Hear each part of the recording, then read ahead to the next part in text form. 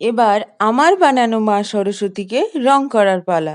তো আমার বানানো মা সরস্বতী একদম রৌদ্রে শুকিয়ে গিয়েছে। তো রৌদ্রে শুকানোর পর এবার মা সরস্বতীকে রং করব। তো রং করার জন্য প্রথমে যে জায়গাগুলিতে হালকা ফাটল দেখা দিয়েছিল সেই জায়গাগুলিতে আমি একটু পুট্টি গুলে তার একটু হালকা প্রলেপ লাগিয়ে দিয়েছি, মানে ব্রাশ দিয়ে একটু জাস্ট লাগিয়ে দিয়েছি।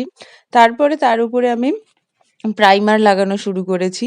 প্রাইমার লাগানোর পরই রং লাগাবো। প্রাইমার লাগানোর পর মা সরস্বতীর মূর্তি তখন এরকম পুরো সাদা, এরকম ধবধবে সাদা, দেখতে দারুণ লাগছিল, পুরো কোনো পাথরের মূর্তি। তারপর আমি শুরু করলাম মায়ের অঙ্গের রং করার জন্য। তো সরস্বতী পুজো সমস্ত বাঙালির কাছে একটি অত্যন্ত ভালো লাগার দিন। এই দিন সবাই সকাল সকাল স্নান করে লেগে পড়ে মা সরস্বতীর আরাধনায়। বাচ্চাদের এই দিন খুবই আনন্দের দিন। যতদিন প্যান্ডেলে মা সরস্বতী থাকবে ততদিন তারা দিতে পারবে মন ভরে ফাঁকি। কারণ মা সরস্বতীর কাছে ব্যাগ ভরে বই দিয়ে দিয়ে তারা বলতে পারবে যে এই কদিন পড়ার ছুটি।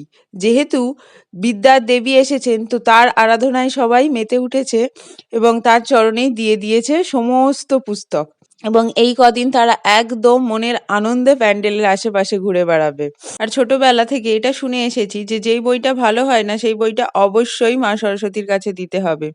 তো কে কে নিজের অঙ্ক বই সবসময় মা সরস্বতীর কাছে দিতে অবশ্যই জানাবে।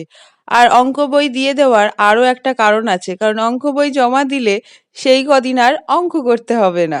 ছোটদের যেমন এই সরস্বতী পুজো উপলক্ষে অনেক সুন্দর সুন্দর স্মৃতি তৈরি হয়, বড়দের তেমনই এই সরস্বতী পুজোতে অনেক পুরনো স্মৃতি আবার নতুনভাবে জেগে ওঠে। ছোটবেলার কথা তাদের বারবার মনে পড়ে। ছোটবেলায় কিভাবে নিজের সব বই দিয়ে দিত, অঙ্ক বইটা বিশেষভাবে মায়ের চরণে দিয়ে দিত এবং অনায়াসে বলে দিত যে বই তো এখন মায়ের কাছে আছে, তাই করা হয়নি বা পড়া হয়নি। ছোটবেলার সেই আনন্দের দিনগুলি সত্যিই ভোলার নয়। তো আমার মা সরস্বতীর শাড়ি আর কিছু কিছু অঙ্গ করা হয়ে গিয়েছে।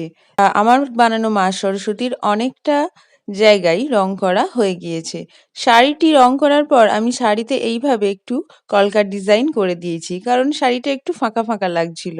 তাই পুরো শাড়িটাতে এইভাবে একটু ডিজাইন করে দিয়েছি। তারপরে ব্লাউজেও করব।